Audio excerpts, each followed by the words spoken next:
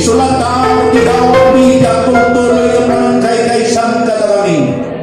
Manipot ka na iti so amin nga na isan, ka na iti distrito, ka na iti iglesia. Papastor ken kamkamang tapno ti kagdami na agaw. We just want to say thank you for everything. Thank you for your blessings, for your overflowing anointing, and everything, oh God, that you're doing. It's not because of us, but because of you, of your superpower grace that work in us, through us, by Christ Jesus, and the power of His Holy Spirit. When ako, sang kamay, sa kami ako, mangitiring tinagan mo, mangitag ay tinagan mo, tapos tuloy mo ako. Nariputan na kami ako, itipan na kabaligayat mo. Nakaskilunam, love one another, and you will show forth to the world that you are my disciples. As we are your church, as we are your assembly, your household and your temple, Lord, continue to anoint each and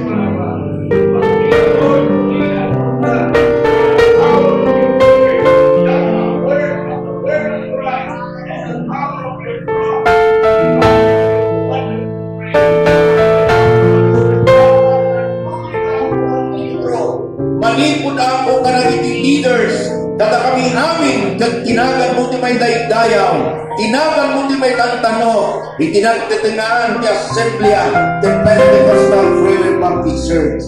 When ako, thank you for the ups and downs, but still you are the God of the throne, declaring and empowering us to serve you more and more.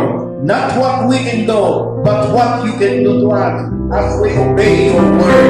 When ako'y talibiyar, amin tayo niya managyaman kayo managtakulugin ka. Ikaw tuloy ka pa nagmaymay sa amin. Ako, ay trabaho, saan ka magbuka na kami. Yung gapo ako, di pa nagtulog, di nga parapat kita. At inakat ko di may laydayaw. Dagiti amin, di pagyamanan, may kinitalimpikin ka. Itinagal niya po ni Jesus. Amen. Amen.